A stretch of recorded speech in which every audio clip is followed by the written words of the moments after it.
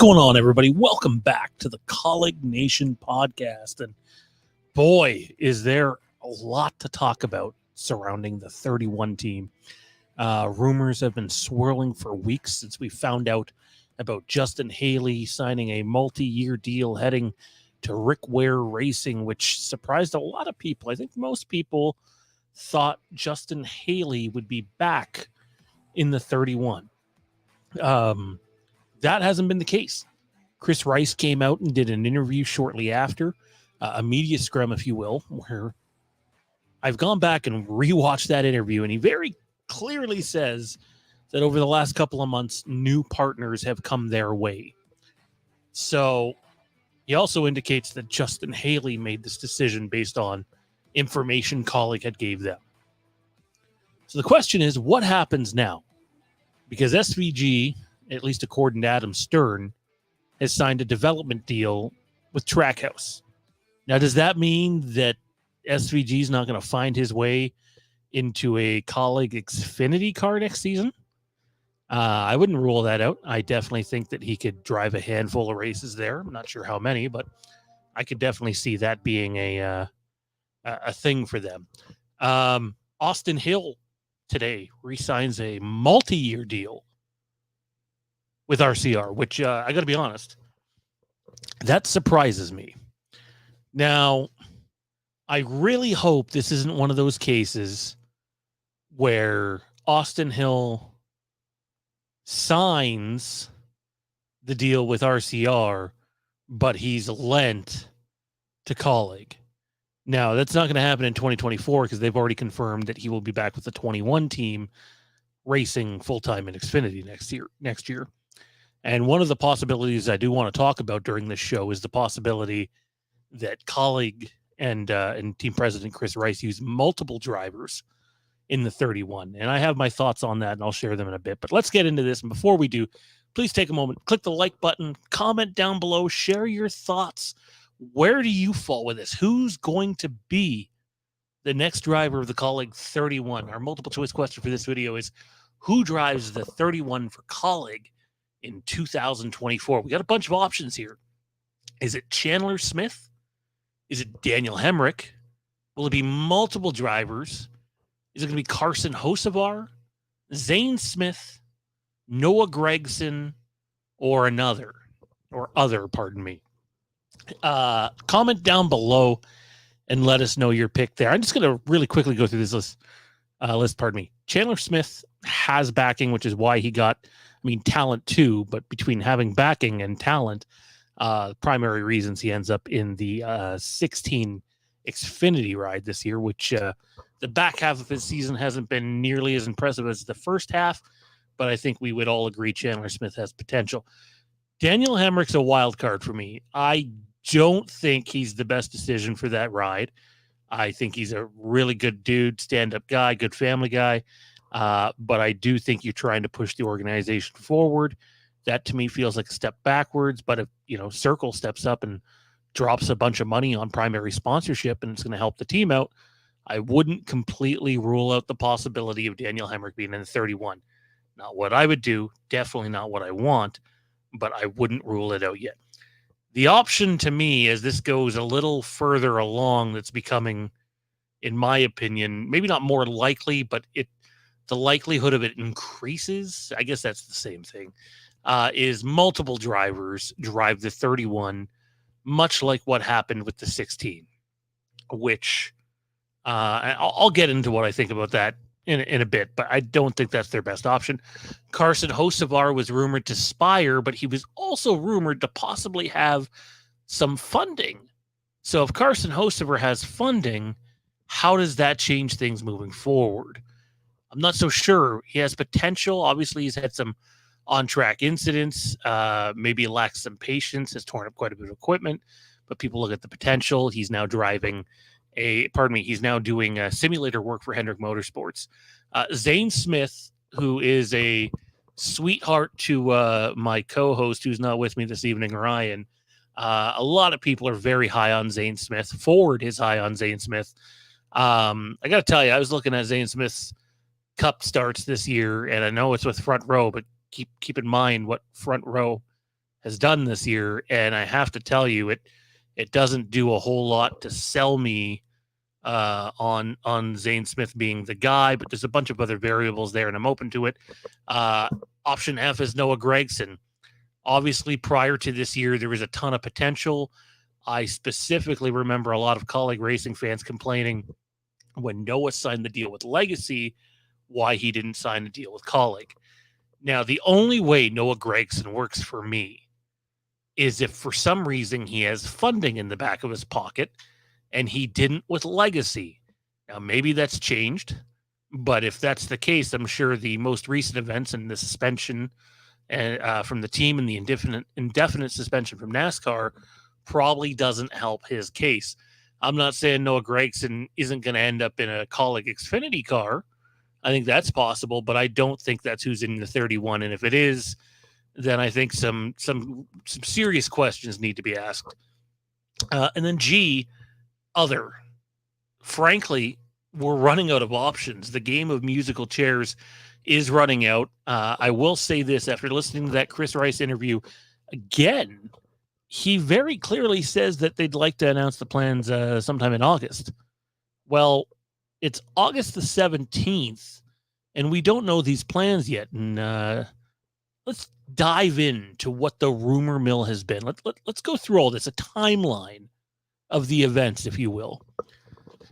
So Justin Haley signs a multi-year deal with Rick Ware Racing and catches most people off guard, because I think most people thought the tandem of Allmendinger and Haley would be reunited in 2024.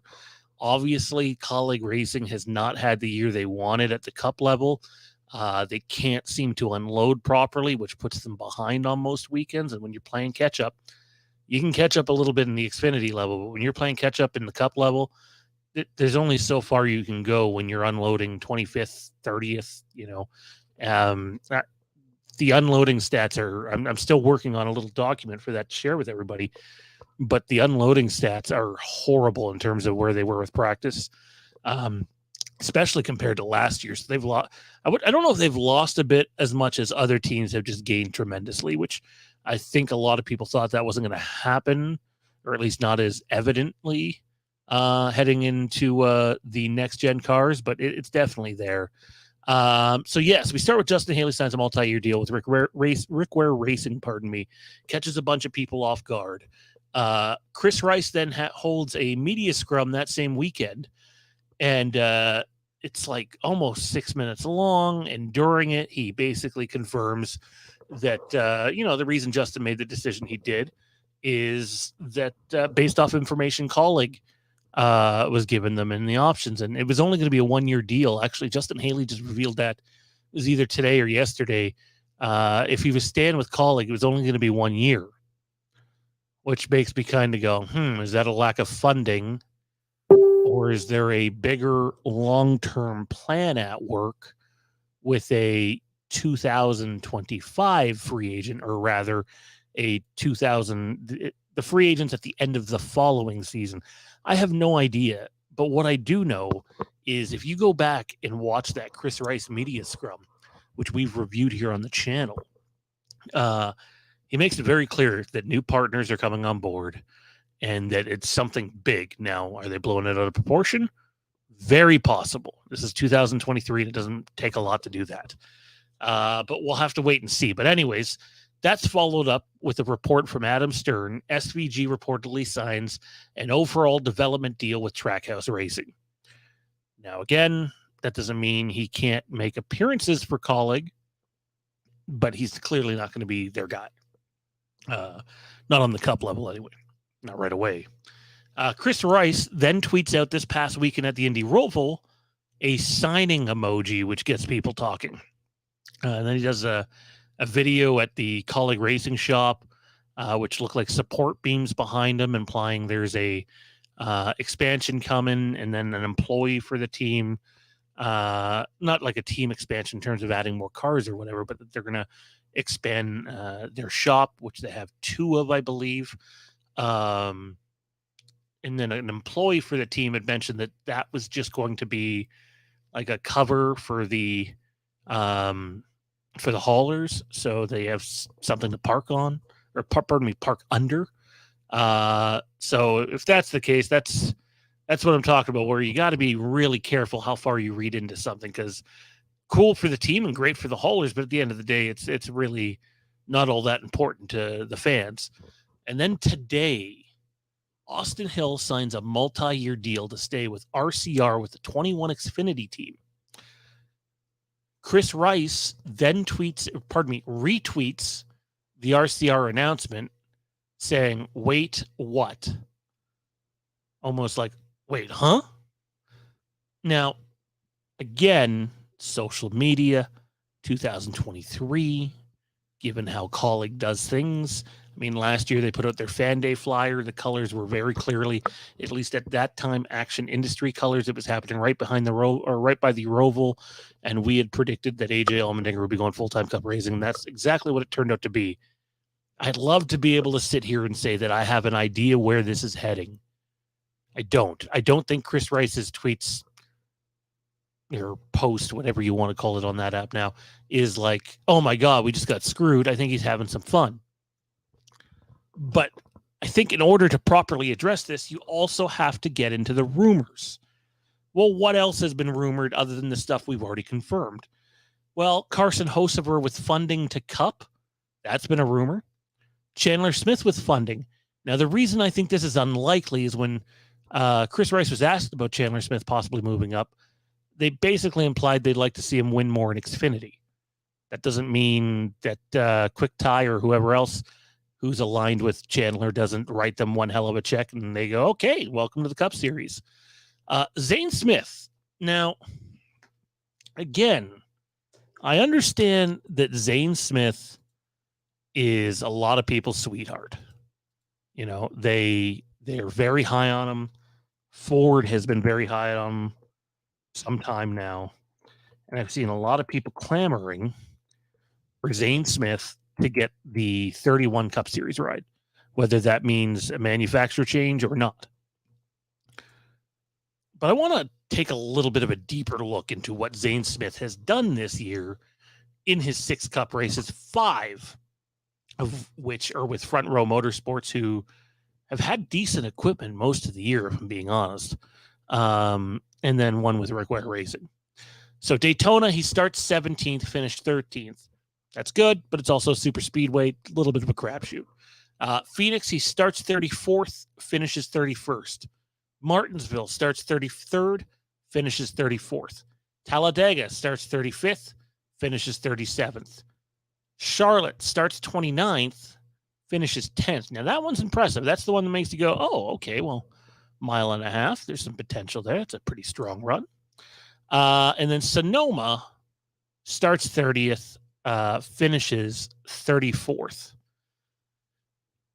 I don't know about you guys, but that is not an inspiring stat line to me in what has been relatively respective equipment this season.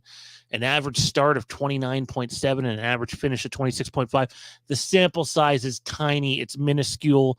He's in the Truck Series playoffs right now. I think he's won 2 or 3 times this year. People think he has a lot of talent, and I'm not here to say he doesn't. But I'm here to say there's a big difference between putting proven talent in and unproven talent in. And for me, Zane Smith might have a fountain of potential, but I haven't seen a whole lot of that potential translate to on-track results when he has had his Cup Series opportunities. Obviously, he has a history of on-track results in the lower series. So I don't know. Zane Smith's a possibility. The one I want to spend a little bit of time talking about is Kaulig switching manufacturers. That one intrigues me. Not only do I like the option of it, I think that it's absolutely something Kaulig should be pursuing. They're not Hendrick. They're not Penske. They're not Joe Gibbs Racing. I do have to question whether the RCR Alliance, I wouldn't say has run out of rope, but have they peaked? Is there more they can gain while still being aligned with RCR? If you asked me to predict, I would say no. I don't think there's a lot more to be gained. Kyle Busch has been fantastic this year. You know who hasn't been? Austin Dillon. Allmendinger's gotten what he could out of the car. Same with Justin Haley.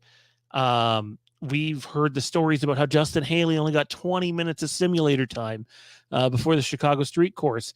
That's not the first time Justin Haley has called out Chevy for their lack of support towards the Kaulig Racing program. Obviously, some other people have mentioned this too. You see various other content creators bring this up.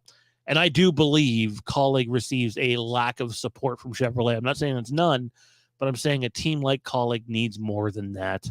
And I think that's something that they should at least be, looking into. And that's actually something they brought up on Door Bumper Clear as well, as they mentioned, a couple of years from now, where could Kaulig be? That might be with another manufacturer. I'd suggest there's no guarantee they're not going to be with another manufacturer next year. Daniel Hemrick with increased funding. This is probably the option I want the least. I love Daniel, great guy, but I feel like we've seen what he's capable of, and I've seen where his peak is anyways in the Xfinity series, and to me, you need something more than that in your Cup car. That said, if Circle writes, Circule, is it? Writes a big enough check, then, money talks. Multiple drivers to the 31. I know this might intrigue some, the possibility of like SVG and Hemrick splitting the 31. I don't know why Haley's name there. I think that's supposed to be Smith. Multiple drivers to the 31. Again, SVG, Hemrick, Chandler Smith, maybe Noah Gragson gets in a couple of races, maybe some of the other Xfinity guys. But for me, multiple drivers sharing one of the two Cup cars is not the way to go. I understand if SVG has a development deal, maybe they want to use their Project 91 for other drivers now, and that would, maybe allow SVG to do a dozen Cup races, a dozen Xfinity races, and like 8 truck races or something like that, a schedule like that. I don't think that's the way to go. Yeah, I'd love to see SVG on the team. I think his personality is infectious. His story is fantastic, but I wanted him as a full-time guy. I do think you run into problems when you have multiple drivers. I don't think having feedback from 3 different drivers is necessarily a good thing. I think they proved it last year where, hey, guess what? A setup might work for one guy, but if the next guy comes in and has a completely different driving style, probably not going to work for him. Like, you might know that setup has speed in it, but if that driver can't access that speed, at the end of the day, it's meaningless. And then the other one that's out there is new investors / new co-owner, maybe.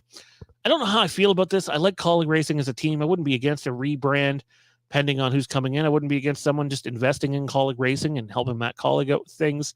I don't know if that's where it's going. But, the one thing that I would throw out there is, look, out of nowhere, they started to have like a stronger relationship with Trackhouse Racing. Could they theoretically go and align themselves in some way, shape, or form that I don't necessarily understand with Trackhouse? I'm not saying the two teams become one, but maybe there's some sort of technical alliance there. Now, usually your technical alliance comes from one of the bigger teams, not to say Trackhouse isn't that. Yeah, I don't know if something like that would work. There's so many balls up in the air, and there's so much speculation going on. And I do feel, again, Chris Rice says in that media scrum that they intend to announce their plans in August. Now, if the plan was Noah Gragson and that thing happened, then I don't know what to tell you. Again, Gregson's had an abysmal year this year at Cup, the worst full-time Cup driver there basically is this year. And obviously, he's had some off-track issues and some on-track antics. And I'm not saying Noah Gragson doesn't have potential. He does, and the idea is intriguing, but it goes against everything Chris Rice said in that interview about new partners and such. So, maybe it is Gragson. Who knows? It's just not where I would go, and I definitely have some questions. Prediction time now. I think you guys know Ryan and I both had Austin Hill basically signed, sealed, and delivered to this ride with sponsorship from Bennett and United Rentals coming in and really boosting the Kaulig support. That didn't happen. I think I had that at like 90%. That didn't happen. So now you go with what's left. So much has come off the board. And that's the biggest thing is, unless it's going to be like a massive surprise at a left field, it's hard to sit here and go, well, maybe Kaulig got caught here a little bit, and they're scrambling for backup plans. I hope that's not the case. I would hate that, but I prefer to take Chris Rice at face value. Here are my predictions. Not necessarily what I want, but what I would predict. Carson Hocevar goes to Kaulig with funding. That would be my highest prediction. Chandler Smith to Kaulig with increased funding. The 31 is shared, which I got to be honest, from the time I was preparing to come on here and do this to now, the 31 being shared is probably moved up to the number 1 spot. So I think I'm going to put that at the number 1 spot and move everything else down 1. And that's not what I want. I just have a gut feeling that's where they might be forced to go. And then the 4th one being Daniel Hemrick if Circle steps up and provides more funding. Now, what do I want? Well, that's an entirely different story. I want them to switch manufacturers. I've had enough of this Chevy business. If you're a Chevy diehard, great. If they stay with Chevy, great. But when I hear about a international driver coming over and getting 13 hours of simulator time when our guys don't get near that bothers me a little. When I hear Justin Haley repeatedly question whether they're getting any manufacturer support or not, or flat out saying they don't. Obviously they get some to some extent, but not enough to where, to the level they need. But I'm ready for a manufacturer change. Toyota was looking for 2 teams. Well, they got 1. So is the second one an option? And if you're going to Toyota, are you paying out the ass for a JGR alliance?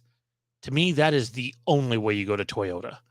And if you're pulling the leaf filter funding off the car, which seems to be the indication, maybe some of that funding goes towards, paying for the alliance. We've seen what happened with the 95 team. Was it the 95 team? I can't remember now. Sorry, the 78 team. The 78 team. But the 95 was another one. Both of those teams had alliances with JGR, and now both teams don't exist. So you got to be careful with that. Kaulig to find more funding, sponsors / investors. Now, everyone's talking about the 31 car and sponsors coming in, but there's a guy in the 16 who has, as Chris Rice said, been the bread and butter to Kaulig Racing. And at the end of the day, he is only, I think it's 40 years old, something like that. He's about to have a child. AJ Allmendinger has put Kaulig Racing on the map. You don't have to like Allmendinger, but at the end of the day, it is a team sport. But most of Kaulig's success has come on the back of AJ Allmendinger. And as long as these guys keep having 6, 7, 8 road courses a year, Allmendinger has value. Montreal is rumored next year. Montreal is a track that is super tight, super narrow, high braking zones, not a lot of passing zones, if I'm being honest, and plays right into Allmendinger's hands if they can set the car up decent, which has been a problem on road courses this year. They haven't unloaded well at all, and Allmendinger basically has to play savior and catch them back up to respectability.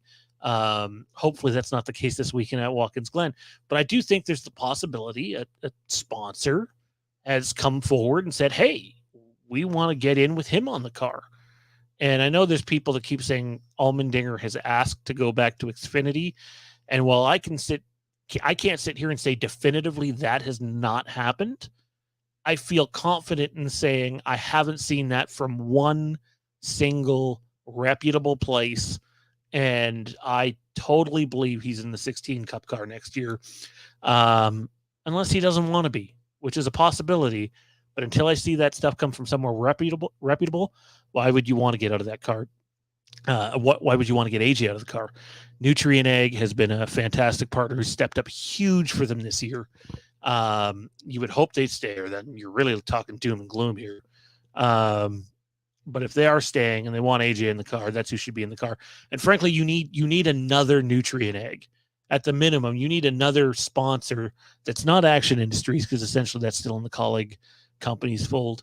But you need another Nutrient Egg to step up and buy 8 races, buy 10 races, buy 12 races from them. And I wouldn't rule that out, that the new partners aren't just for the 31, but rather the 16 as well, with Allmendinger still in the car. Number 3, what I want. I just went over it, not to share the car. I don't think as an organization it's a big picture thing that helps. I don't.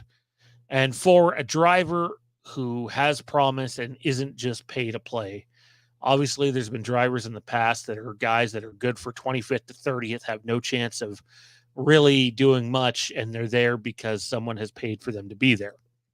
I'm not against guys who have funding. They need it, frankly. But you still need to push your organization forward. You need to take steps forward.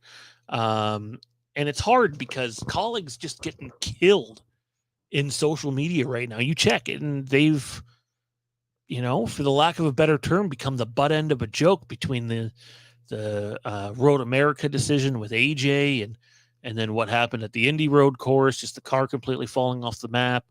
And then the unloading of the Cup cars at Indy, and just the performance of the Cup cars just seemingly falling off a cliff. Things have not been good. And then Haley exiting to Kaulig Racing. There's a lot of people out there, and you know what? Rightfully so, are questioning what's happening right now.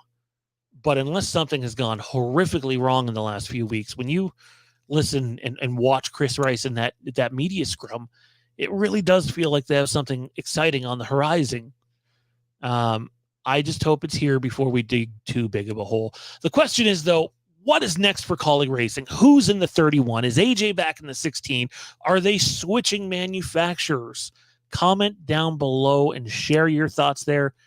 I'm not sure what's going to happen at the end of the day. I just hope it's a situation where Kaulig got the guy that they want, and they're not counteracting to everything, because that's when you run into trouble, and they don't need any more trouble. We need some positive vibes here. Hopefully we get an announcement soon and we can end the speculation and begin or continue to be excited for the 2024 season. Keep a smile on that face. Let's go trophy hunting Watkins Glen this weekend. Let's get it done. Good night.